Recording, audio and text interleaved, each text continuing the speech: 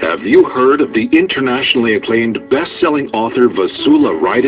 For the past 20 years, Vassula has traveled the world seeking peace and working for Christian unity.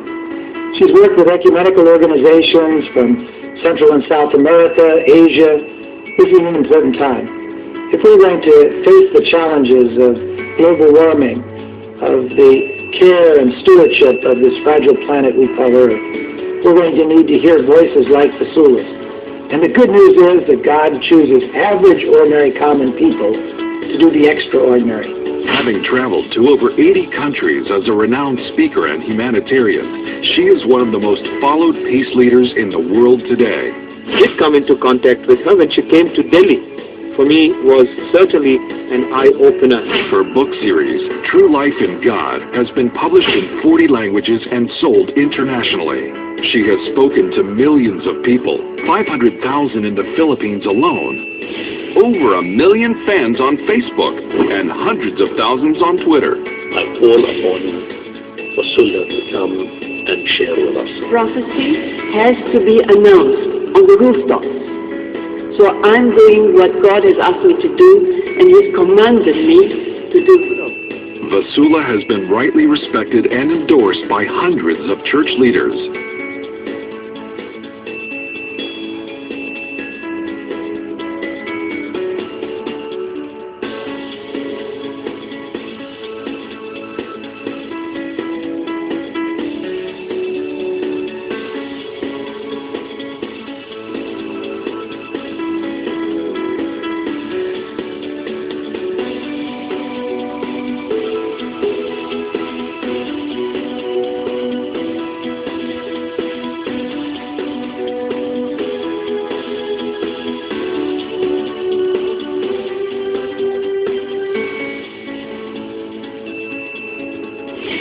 Teraz se prvý put sa strojí sa gospođom Vassulom, bili smo na Lufoze.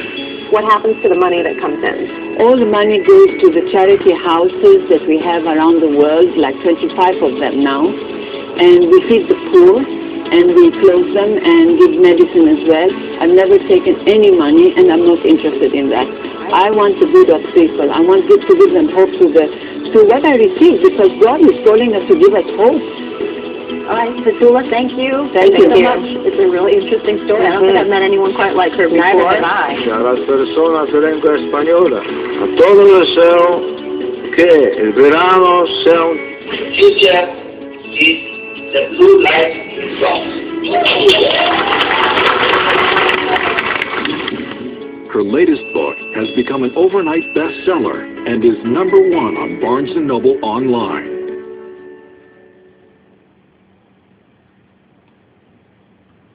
The next video. Take a look. Vassula Radain's reputation preceded her, and she lived up to it as an enlightening and engaging guest whose messages have reaffirmed my own faith. She is always welcome as a guest on my radio show, says Rhett Palmer, radio host. And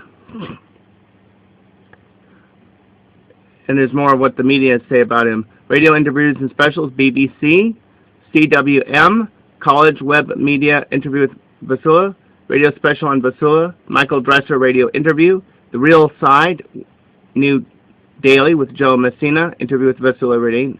We'll go right here to this next one, radio interview with James Lowe.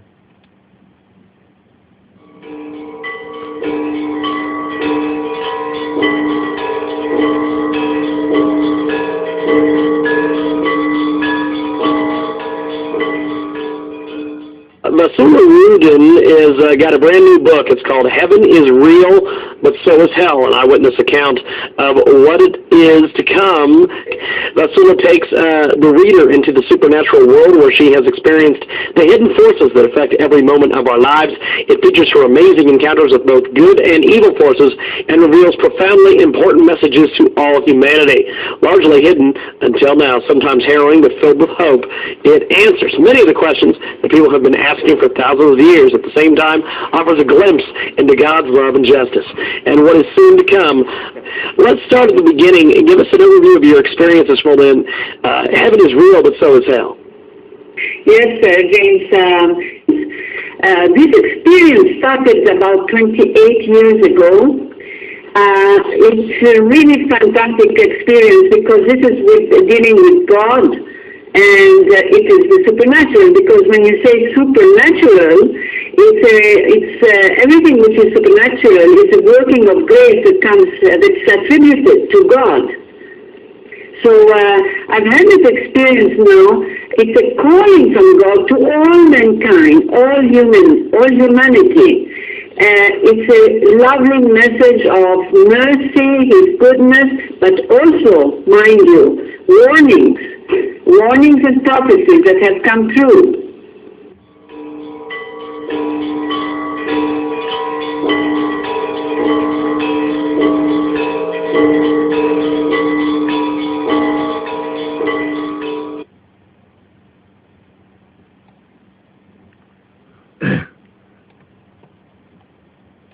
Television interview special.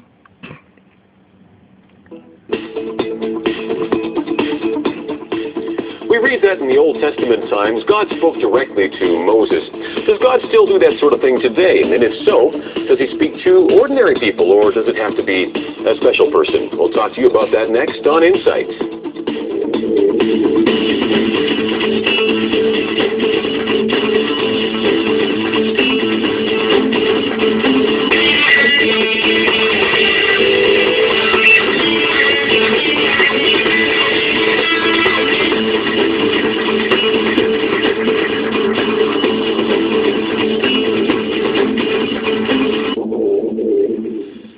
And welcome to Insight. I'm Paul Arthur. Phone lines are open for your calls across Canada. Love to hear from you today. Does God speak to ordinary people? I mean, you know, somebody told you that God was speaking to them, and God had a special message for you, and I'm going to deliver it. You know, I think a couple things come to mind.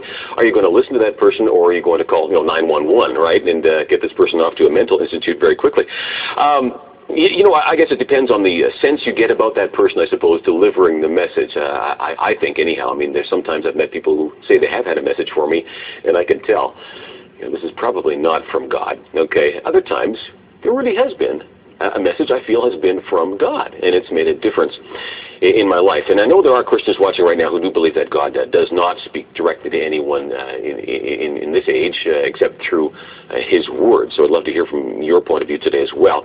And I think certainly if God does speak to us directly, I think that message does need to line up with the written Word of God, with those principles, right? I mean, it's not going to be different than, what He's already written. But today's guest is somewhat controversial. I mean, she believes that she receives messages directly from Jesus through handwriting, which is a bit of a different take on things, for sure. We normally kind of think of that coming through a prophecy that's coming orally. So your views on this, pro or con, are welcome. All right, I think it's worth debating and talking about. Okay, so wherever you're at, even if you're calling from a non-Christian perspective, we welcome your calls today as well. 1-888-816-2545. Our guest is Vassula. Now, I'm not sure if I'm pronouncing this right. I know it's spelled Ryden, but I think it was Ruden. Is that right? Yes, I got it. Excellent. Okay. From True Life in God Ministries, and that's www.tlig.org, the website. So you're on a cross-Canada tour. It's been a couple of years, probably 3 or 4 years, actually, since the last time you've been here. So how has that gone so far? You've done a lot of cities so far. Well, we started on the 1st of October, and we've done so far 16 meetings in different towns. Okay. So we are here now in Lethbridge, yes, and from Lethbridge we'll continue to 3 more cities. Yeah, tonight, as a matter of fact, we can bring that information up on the screen there too. Tonight from 7 till 9 right here at the Miracle Channel. Everybody's welcome to that. And, of course, Calgary, I think, and Grand Prairie, where else? Abbotsford and Vancouver, I think it is, right? So, okay, and a toll-free number there. You can get in contact with the people in those individual cities, all right?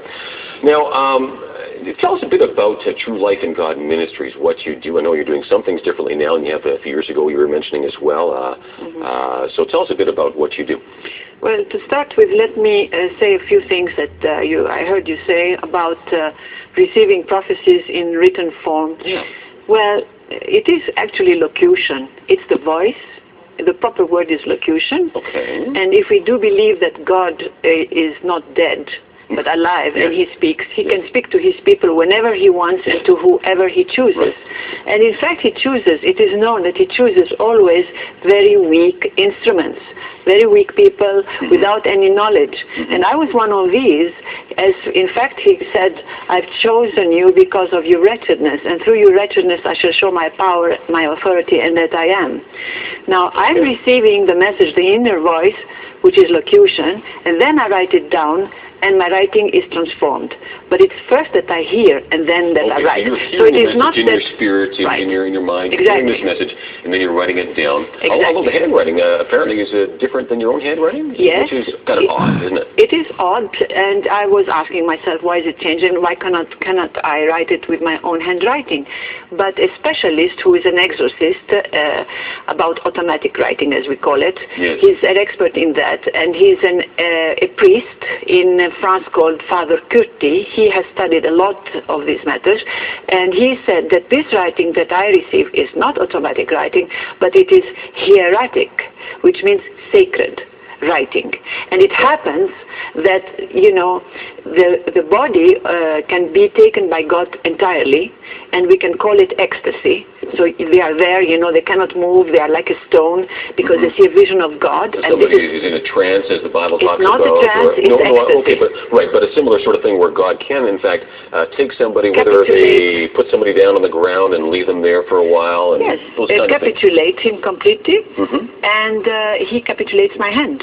Okay. Because parts of the body can be taken by God, right? All right. He can speak through your mouth directly. Yes. He spoke through a donkey's mouth in the Old Testament.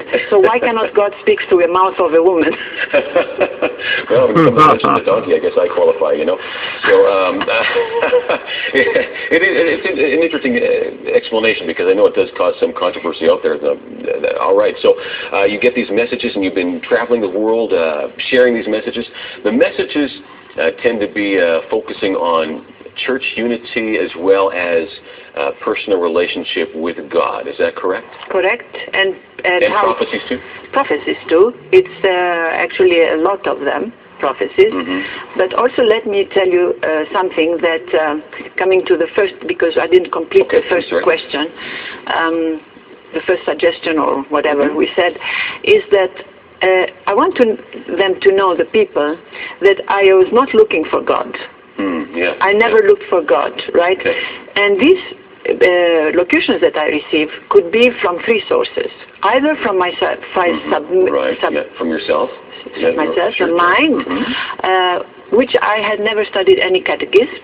So they cannot come from my mind, because my mind was empty. I didn't even know the difference of churches and all this. And there's a great teaching about the Holy Spirit. So I've never studied any theology, no catechism. So it's either from God or from Satan or from my subjectivity. Right, three possibilities. So if it is from subjectivity, there's zero, because there was nothing. If it's from Satan, it cannot be, because it converts people to come back to God, to come back to their church. So you've had good fruit, saying that people have converted. Plenty of good fruits and testimonies. And the third would be left God. So we have to see, you know, discernment is needed. You lean toward God. And I would say discernment is needed. We cannot just... We need to judge the fruit and not necessarily the message. And then see the contents of it. What is it about? Yeah, absolutely. Because I was uneducated in theology and catechism. You're in a Greek Orthodox background, though, right? Is that right? I am background, yeah. I mean, I'm baptized in the Greek Orthodox Church and never really practiced my faith. Right. Never went to church. Right. And God got hold of you. God got hold of me and twisted my arm. And then continuation right here.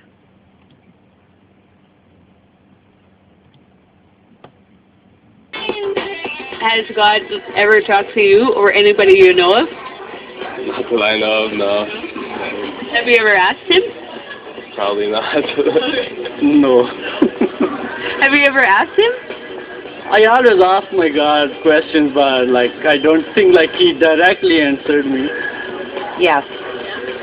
Had lots of miracles in my life. I figure, from my personal opinion, if I have to ask him something, I'm doing it wrong, because I've obviously haven't followed the path set out for me. Well, there are some different perspectives. What do you think? You know, it's a good starting point. You know, if you're not sure if God speaks, have you asked him? I think it's maybe a good start, a good place to start is to ask God to speak, right? Although sometimes He'll speak to you even if you don't ask, as in your case, right? Well, God is alive, and He decides to speak. He speaks to everyone, but they have to open their ear, their spiritual ear. Yeah. And as we have seen now, these people who are young people, who actually are very surprised because they've never heard. I was one of them. I've never heard How old were you? I was 43. Yeah, okay, I never heard before in my life that God speaks in our times and in this way.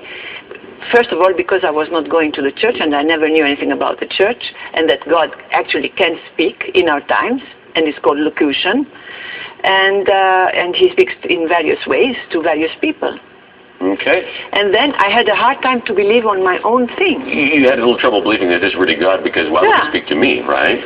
When it was happening, I believe, because it was happening. But then when I was going around with my friends, I said to myself when I was going around with my friends, now there must be an explanation. But I never found it. And I only knew one thing, that I was learning directly from God's mouth a lot of things, spiritual matters, and explaining to me the scriptures. So who could do that? So that voice you're hearing is steering you to the scriptures as well, which is a many parts of the scriptures. I never worked without receiving the message without the scriptures next to me, because that's what the Lord said to me. Have the scriptures next to you, because I'll quote one or two passages from the scriptures which are integrated into the message. Yeah, and that's a good safety place to be, isn't it? All right, let's go to some phone calls here for Vassula Fridin. Pat from Alberta, you're first. Hi. Hello? Yeah. I have no problem believing that God speaks to us today. Okay. And any Christian who says they don't believe it, then I wonder if they are a Christian. You know what? I honestly believe there are a lot of Christians who do not believe that God speaks.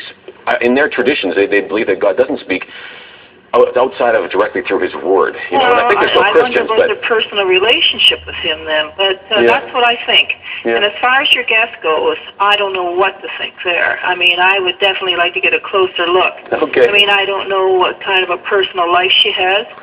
And there's, you know, unfortunately, because she's a woman too, that makes me a lot leerier. It's just because of what I've seen. You know, so I don't know what I think could you explain that, Pat? I'm not quite sure what you mean. Well, I mean myself, you know, there's so much feminism in the church, and the women that I've come across in the church, you know, they've got a lot of issues and stuff. I mean, there are mighty women of God, no doubt about it, but I mean, that's my personal opinion, because she's a woman. It makes me more leery, and I'm going to have to listen more to her, and like I said, I'd have to get a closer look. So I don't know what I think of her. All right, so sure. So, Pat, no, I appreciate your honesty. You're saying you've got some doubts, and let's let Vassula respond to that. Go ahead. Well, I don't think God makes any difference between woman and man, not at all. And He spoke to many women before. And we know that St. Catherine of Siena had the revelation from the Father, and other women as well.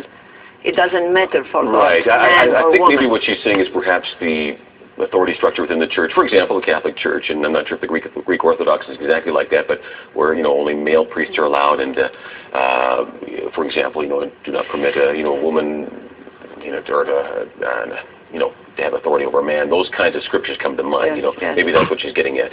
Yeah, I would say that in the Orthodox Church, they have a problem, a lot of them, because some of them accept it as I am, like that, but a lot of them would have a problem because I am a woman, because I am preaching, because I am witnessing with the experiences that I had with God.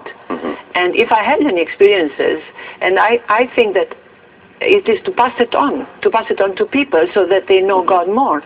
And I can't believe that any Christian never had any experience with God. Yeah, I mean, I understand. I think we maybe label it differently, but God clearly speaks to every Christian. To every Christian, He would give signs, but it depends. If if the grace passes by you and you don't accept it and you don't recognize it, but God will look at everybody and will give graces to everybody. He won't make any difference. Now, the funny thing is a couple of angles on the woman issue there, and I don't want to make that the main issue today. The funny thing is, you know, the first that Jesus appeared to were women, you know, and I find that women tend to be actually more sensitive to the Spirit, generally speaking, than men are. So we're a little bit more stubborn, generally speaking. On the other hand, there is a scripture to back up church structure as well. That's a whole other issue. again, we'll make that the focus today, whereas, the biblical precedent is that men tend to be more in places of authority, biblically speaking, but we'll leave it there. Thanks for that, Pat. Richard from Ontario, hi. Hello? Yeah, go ahead. Hi, I'm 51 years old, and I've been a Christian for about 25 years. And God started speaking to me 3 years even before I became a Christian. And the problem with that is you think that's normal. And my parents came to the Lord a couple of years later, and my mother had the gift of prophecy. And that was even better than what I had, because God talks to me on a daily basis, but I don't know what's in my future. But my mother would tell me all these things that God had for me, and I understand why Paul said that was his favorite gift. So if he would, say for example, he didn't know whether he was going to die in Jerusalem, Jesus would tell him he's not going to die there, he would go on to Rome. So he knew when he was arrested he wasn't going to die, when he was in the boat he wasn't going to die, when the snake bit him he wasn't going to die. But after that he didn't know. So he said in that position, if God doesn't tell you your future, be prepared to die or be prepared to live. Yeah, well, thanks for that. It's interesting, Vassula, even to hear that God speaks to people before the Christians, right? Well, I'm happy that Richard at least has an experience and with his mother. And I'm sure there are a lot of people like Richard like that with experiences of that sort.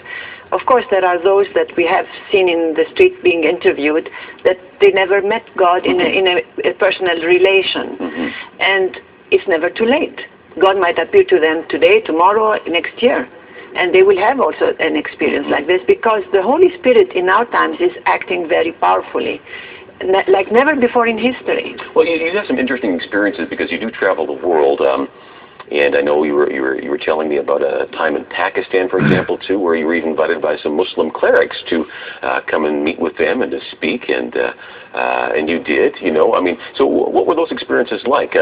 What is God saying to the Muslim people? Are some of them converting? On the other hand, even if they don't convert, what is our role to play? It was in Bangladesh that these people had invited me. And also in Pakistan, the choir that was in the meeting that I was having was all Muslim. So all Muslim choir. They were there, all the Muslim they probably people. sang well. They sang very well, yes, Christian songs.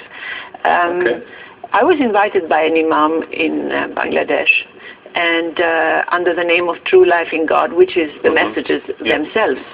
And as they are Muslims there, majority, 90% of Muslims, there were a lot of Muslims since it was the Imam who put up that meeting. But there were also the Christians there, the priests, the Catholic priests, there's one church there, Catholic priests. There were also some Buddhists and Hindus in that meeting, but it was promoted by the Imam. And I never changed my witnessing to switch it into something else. I spoke and said, Jesus tells us this and Jesus tells us that. But I did respect their faith. And that is what Jesus is asking us. For instance, for the Muslims, I took the Quran, their Quran, and I speak Arabic, and I read their first prayer to them, which is praising God, which is all right for Christians as well. And they were astounded. But then I took the scriptures, the Bible, which was the same size as the Quran, and I read out to them, and I said, Jesus tells us this for all of us. And they were listening. And I read out the Beatitudes to them, and they loved it. And so this is how and they befriended me very much. So I go around witnessing in that way. So the key is to respect those people rather than beating them over the head with the Bible. You're coming on their level and saying we respect, the truth that God has given you, because God in fact has given amounts of truth to other religions as well. You can see that. I respect you as people. That's right. People. Yes. I don't mention anything more than the people. I respect you as a person. You are my brother. You are my sister. But I would like you to respect us as well and to what we believe. See? Because I stick to the faith I have, which is the scriptures, the Bible. Absolutely. And the scriptures will not return void. They will accomplish something, right? Well, leave this to God to do the rest. Yes. He says, do your best, and I'll do the rest. That's good. Thanks for that, Vassula. All right, what do you think so far? 1-888-816-2545. Thanks for the call, Richard. Fran from Ontario. Hi, Fran. Hi. I just wanted to tell you that I admire your guest very much and her spirit. Yes, God does speak to everybody today, all those who are listening. One of the first women who was spoken to was the Blessed Virgin Mary, and she listened to God's message through the angel Gabriel. That would have been a hard message to receive, I think, for young Mary. You think about that, you know. You're going to bear, you know, the Son of God. Hello? Me? Really? Exactly, and we're just so blessed and so lucky that she did speak to us. And the Holy Spirit is very alive today, and He is allowing us to hear the messages from many visionaries. And I think, as well, the messages are being allowed to be heard, especially the world who does not hear Jesus, because they do not pray, and they do not have a relationship with Jesus. So blessings to you both. Thanks for that, Fran. Thank you very much. All right. Yeah. Canada does need to return to prayer. I'm convicted of that myself. You know, I need to pray more. We want to see God move. And when we read about revivals that do happen where, you know, God moves sovereignly and changes nations, changes hearts, it's undermined, it's undergirded by prayer, isn't it? Prayer is important because in the very beginning when Christ was coming to teach me every single day, as I said to you, I never had any catechism, so I was missing a lot. He asked for prayers. Now, prayers of the heart are very powerful, he said, because they are coming with truthfulness from the heart. So it is not read, but it is speaking to God, and that's where you can reach God, through prayer.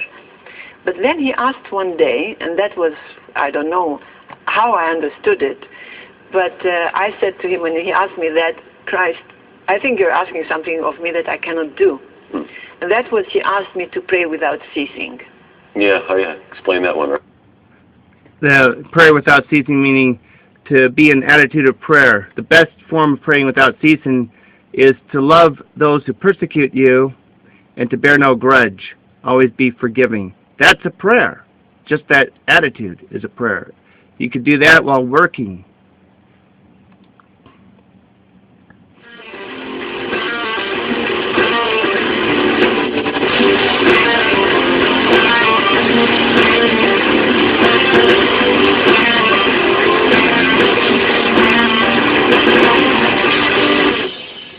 You know, in a society today that we question so many things that have gone astray, and things I talk to you about all the time on the show and our production, we cover a wide spectrum of things. Today is a special production, which we're happy to bring to you in a live stream, which we'll be doing more of again. But I thought, you know what, if we're going to do a live stream, first and foremost, we should pick a topic where we can't possibly go wrong. So we're going up here.